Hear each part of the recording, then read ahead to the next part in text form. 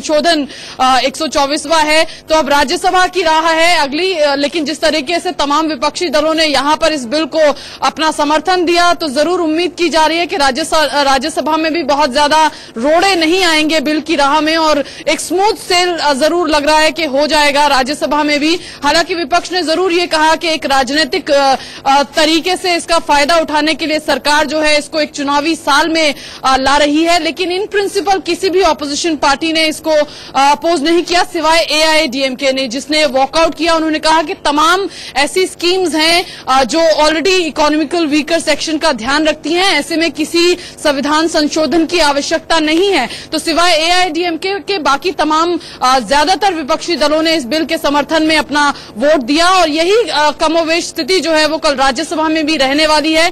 एक ऐतिहासिक दिन लोकसभा में और एक ऐतिहासिक दिन कल हम राज्यसभा में भी देखेंगे, लेकिन स्क्रूटनी ऑफ लॉ जरूर इस बिल को जो है वो देखनी होगी आगे आने वाले फ्यूचर में। हालांकि थावरचंद गहलोत ने कई बार इस बात को दोहराया अपने स्पीच के दौरान, अपने रिप्लाई के दौरान, और जब उन्होंने बिल को इंट्रोड्यूस किया तब भी, कि वो उम्मीद करें कि सुप्रीम की न्यायालय की प्रक्रिया में भी अगर ये कभी जाता है तो न्यायालय भी इसको ऐसा का ऐसा इंटैक्ट रखें जैसा कि ये संसद से पास हो रहा है। लेकिन फिर भी उसके काफी सारी ऐसी वॉइसेस हैं जिन्होंने कहा कि ये बिल जो है अनकॉन्स्टिट्यूशनल है, काफी सारे विरोधाभास हैं, क्योंकि अगर आर्टिकल 15 और 16 की आप बात करें तो वहां पे सोशल और एजुकेशनल बैकवर्डनेस की बात की गई है। ये जो क्लॉज है ये इकोनॉमिक जो उसको जोड़ता है, क्लॉज नए क्लॉज को जोड़ता है। तो जिस तरीके से कुछ सांसदों ने कहा कि कुछ विरोधाभास है, अनकॉन्स्टिट्यूशनल लगते हैं कुछ क्लॉजेज, तो क्या कोई जाएगा इसको लेकर के सुप्रीम कोर्ट या न्यायालय की प्रक्रिया में, और अगर ऐसा होता है तो क्या होता है, ये जरूर दिलचस्प होगा।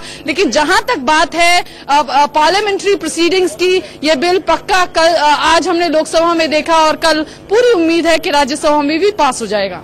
आपने देखा कि लोकसभा में तो सब सीना चौड़ा करके घूम रहे थे, 56 इंच का सीना सबके पास था, क्योंकि सबको पता था उनके पास वहां पर मेजोरिटी है। लेकिन राज्यसभा में मुझे लगता है कि सीने को थोड़ा सिकोड़ना पड़ेगा, क्योंकि कई सारे शब्द बाण भले से ही विपक्ष जो है इस बिल का समर्थन करते, पर कई तीखे शब्द बाण मोदी सरकार को राज्यसभा में विपक्षी लोगों के झेलने पड़ेंगे। बिल्कुल, जैसे कि हमने पहले भी डिस्कस किया था कि परसेप्शन बिल्डिंग है, पूरा चुनावी साल है और सरकार भी समझती है, मध्य प्रदेश हो, राजस्थान हो, फॉरवर्ड क्लास का जो गुस्सा था या जो नाराजगी थी, डिसएंचांटमेंट फॉरवर्ड क्लास में जरूर दिखा चुनावी प्रक्रिया के दौरान। और ये शायद बात जो है कहीं ना कहीं सरकार को भी समझ में आ रही थी और बीजेपी को बतौर पार्टी भी समझ में आ रही थी, और शायद इसीलिए तुर्क का इक्का एक तरीके से, या गेम चेंजर ये जो कॉन्स्टिट्यूशनल अमेंडमेंट है इसको कहा जा रहा है। बहरहाल इलेक्टोरल पॉलिटिक्स में क्या होगा ये समय ही बताएगा, लेकिन जरूर जिस तरीके से कहा जाता है कि जो सवर्ण क्लास है वो पॉलिटिकल ओपिनियन बिल्डिंग, एक ओपिनियन मेकर क्लास है जो बहुत इन्फ्लुएंस करती है किसी भी राजनीतिक चुनाव के, जब चुनाव में कोई पार्टी जाती है तो ओपिनियन बिल्डिंग माना जाता है, ऐसा परसेप्शन है। जरूर यहाँ पर विजयलक्ष्मी, मैं आपको एक मिनट के लिए रोकता हूं। जो सबसे महत्वपूर्ण बात मेरे दिमाग में आ रही है, जो राहुल गांधी से जब पूछा गया कि राम मंदिर क्या मुद्दा होगा, मेरे ख्याल से यही सवाल था, आप मुझे करेक्ट करेंगे अगर मैं गलत हूं, तो उन्होंने कहा नहीं, विकास, किसान और रोजगार, इन तीनों चीजों पर चुनाव लड़ा जाएगा। तो जैसे ही रोजगार की बात आएगी, अब मोदी सरकार के पास आगे करने के लिए जो आर्थिक तौर पर अगड़े हैं और आर्थिक तौर पर जो बैकवर्ड हैं, उनका आरक्षण वो सामने रख देगी। तो बेरोजगारी का जवाब अब मोदी सरकार ने इस बिल को पास करा के ढूंढ लिया है।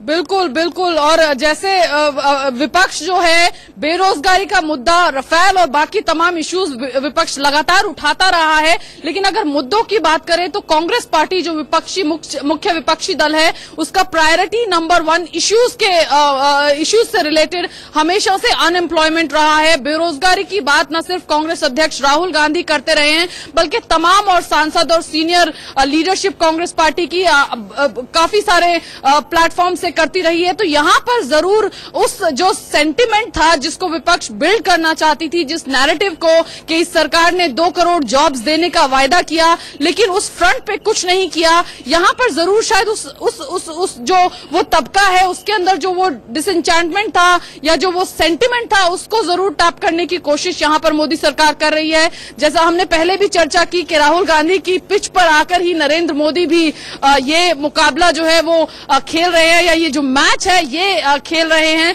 बहरहाल लोकसभा में पास करा लिया है। आज की पारी जो है वो जरूर जो है वो एनडीए की भारी दिख रही है क्योंकि विपक्ष भी जो है उसको अपोज नहीं कर पाया। हालांकि तमाम एक पारी से कुछ नहीं होगा, ये टेस्ट मैच है, ये टेस्ट मैच है। और राहुल गांधी आज बेसिकली दिखाई दिए वो बिल्कुल नेट प्रैक्टिस नहीं कर रहे थे, वो बाकायदा अपने साथ के जितने सांसद बैठे थे उनके साथ बातचीत कर रहे थे, हंस रहे थे, मुस्कुरा रहे थे, एक तरह से बेपरवाह दिख रहे थे सरकार के इस मूव से। क्यों?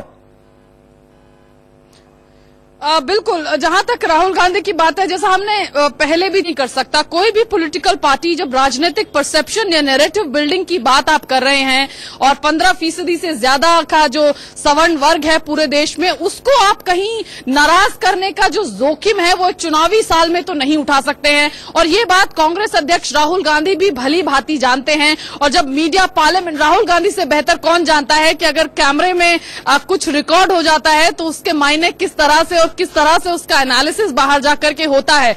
तो जरूर राहुल गांधी आज बेपरवाह दिखे, शायद ये बताने और जताने की कोशिश थी कि वो भी न सिर्फ इन प्रिंसिपल बल्कि सरकार के साथ हैं और वो भी अगड़ों के उतने ही हितैषी हैं। 2014 के मैनिफेस्टो में भी कांग्रेस ने इस बात का जिक्र किया था। इससे पहले के भी मैनिफेस्टोज में कांग्रेस पार्टी ने इस बात का जिक्र किया था कि वो 10% का आरक्षण जो है वो आर्थिक रूप से जो पिछड़ी जातियां हैं उनको देंगे। तो जरूर राहुल गांधी की बेपरवाही शायद वही मैसेजिंग करना चाहती है क्योंकि वो भी जानते हैं कि जब कैमरे की नजर पड़ती है लोकसभा में और अगर वो बाहर जाकर के जब वो तस्वीरों का एनालिसिस होता है तो अलग विजय लक्ष्मी सुन लेते हैं लोग क्या कह रहे हैं इस बारे में। विजय लक्ष्मी, एक मिनट।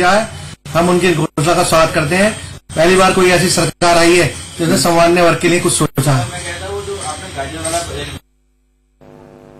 तो ये शॉट हमने देखे, लोग दिवाली मना रहे थे और वाकई में आज एक सांसद थे निशिकांत दुबे जिन्होंने कहा कि आज मेरी होली दिवाली सब कुछ मन गया है। निशिकांत दुबे के इस भाषण के बाद लोग अब दिवाली मना रहे हैं। क्या कहना है विजय लक्ष्मी, दिवाली क्यों मन रही है? क्या वाकई में ये इतना वोट कैचिंग गेम चेंजर इसको कहा जा सकता है? जो स्पिन डॉक्टर्स हैं वो नए नए शब्द ढूंढ के लाते हैं और इसलिए 2 दिन से जो शब्द मार्केट में है वो गेम चेंजर है। तो वाकई गेम चेंजर हो गया है इस वक्त क्योंकि लोग अब दिवाली मना रहे हैं एक तरीके से। बिल्कुल गेम चेंजर हुआ है या नहीं इलेक्टोरल पॉलिटिक्स के मायने में ये तो 2019 के चुनावी नतीजे ही बताएंगे। लेकिन अभी जरूर एनडीए और मोदी सरकार जो है वो थोड़ी पिछले दिनों जो बैकफुट पर नजर आ रही थी, तमाम मसलों में घिरी हुई नजर आ रही थी, विपक्ष हावी दिख रहा था। इस मूव के बाद अब लग रहा है कि गेम जो है वो कुछ हद तक जरूर चेंज होता नजर आ रहा है और वो भी मोदी सरकार के पक्ष में होता नजर आ रहा है, ऐसा कुछ लोग मानते हैं। बहरहाल नतीजे जिस तरीके से 2019 के आएंगे वो तय करेगा। लेकिन जरूर एक लीड, अगर मैं कहूं, अगर आप कह रहे हैं कि टेस्ट मैच है ये, तो लीड जरूर मोदी सरकार ने आज ले ली है। इसको लोकसभा में पारित करा करके राज्यसभा में भी राह बहुत मुश्किल नहीं होने वाली है, ऐसा मुझे लगता है। हालांकि काफी सारे विपक्षी दल हैं जो कह रहे हैं कि राज्यसभा में इसको अपोज करेंगे, लेकिन स्क्रूटनी ऑफ लॉ पर जब बात आएगी तब जाकर के क्या होगा। पर जहां तक बात है परसेप्शन बिल्डिंग की, जहां तक बात है नैरेटिव एक खड़ा करने की कि हमें अगड़ों की भी चिंता है, हम सिर्फ एससी और एसटीज की चिंता नहीं, हमने एससी एसटी एट्रोसिटीज एक्ट में न परिवर्तन किया तो उनके एस्पिरेशंस को केटर किया, ऐसा नहीं है। हमको अगड़ों की भी उतनी ही चिंता है जितनी की हमें ओबीसी की है या एससी और एसटी की है। ठीक है विजय लक्ष्मी, आप हमारे साथ बने रहिए। आइए सुनते हैं सामाजिक न्याय और अधिकारिता मंत्री थावरचंद गहलोत ने इस बिल के पास होने के बाद क्या कहा। कि वर्तमान में जो एससी, एसटी और ओबीसी को आरक्षण व्यवस्था है 49.5%, उसको छेड़े बिना, उसमें किसी प्रकार की कोई छेड़छाड़ किए बिना अतिरिक्त 10% आरक्षण का प्रावधान शिक्षण संस्थाओं में और सेवाओं में दिया जाएगा। और ये आरक्षण का प्रावधान ऐसे वर्गों के लिए है, चाहे वो किसी भी धर्मावलंबी के हों। सीधे चलते हैं हमारी सहयोगी विजय लक्ष्मी के पास, जो विजय चौक यानी संसद भवन से हमारे साथ जुड़ी हुई है। विजय लक्ष्मी, मैं आपसे जानना चाहूंगा, मध्य प्रदेश, छत्तीसगढ़ और राजस्थान, ये बड़ी दुखती रख थी भारतीय जनता पार्टी की, और यहां पर अगर नोटा के वोट उसके पक्ष में गिर जाते तो शायद सरकार भारतीय जनता पार्टी की बन जाती। मेरे ख्याल से दूध का जला थी, इसलिए छाछ को भी फूक फूक कर पी रही थी इस बिल के माध्यम से बीजेपी।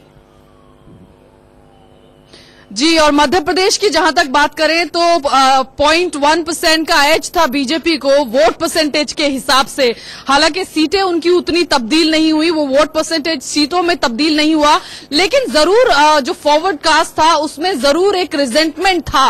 और वो पैन मध्य प्रदेश एक फिनोमेना एटलीस्ट मुझे देखने को मिला जब मैंने Madhya Pradesh assembly election cover किए। और वोट परसेंटेज का शेयर भी वो बताता है। नोटा में जो वोट पड़े मध्य प्रदेश और राजस्थान में, अगर वही किसी एक पार्टी को पढ़ते तो शायद खेल जो है, जो समीकरण है इन राज्यों में, वो अलग होते। बीजेपी जरूर भांप गई कि अगर ये सेंटिमेंट को उन्होंने वक्त रहते नहीं केटर किया, नहीं एड्रेस किया, तो जो 2019 का खेल है, जो 2019 के समीकरण है, वो उनके लिए शायद उनको संभालना थोड़ा मुश्किल हो जाएगा। और शायद यही वजह थी, जिस तरह से आपने कहा कि लोगों ने अलग अलग तरह की टर्मिनोलॉजी जो है वो आ गए हैं। कोई गेम चेंजर इसको बता रहा है, तो कुछ लोग कह रहे हैं कि गुगली ये जो है ये सरकार की रही। तो बहरहाल जरूर जो ये इन राज्यों की हार से बीजेपी ने कुछ सबक लिए, और शायद ये एक बड़ा उसका नतीजा था, या एक कहें लेसन था, जो बीजेपी ने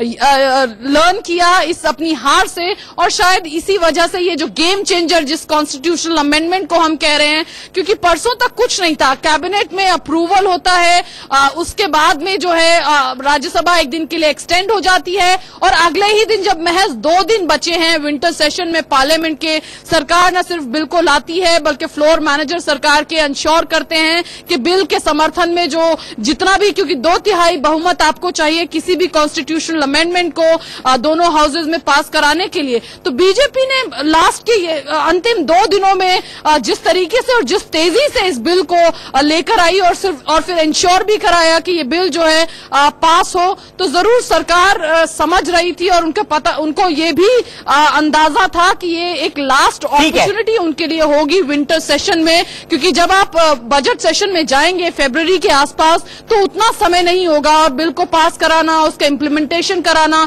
एक लंबी प्रक्रिया है। तो जब तक चुनावों में देश जाए तब तक एटलीस्ट ये मैसेजिंग हो जाए कि आपने पास करा दिया और आप उस प्रक्रिया में को पूरा करने में कामयाब हुए, तो वो जो उसका जो फायदा है वो शायद ज्यादा मिले जब आप चुनावों में एक्चुअली एंटर करेंगे। तो आइए विजय लक्ष्मी देख लेते हैं और दर्शकों को भी दिखा देते हैं कि वित्त मंत्री अरुण जेटली ने इस पर भाषण देते हुए संसद में क्या कहा था।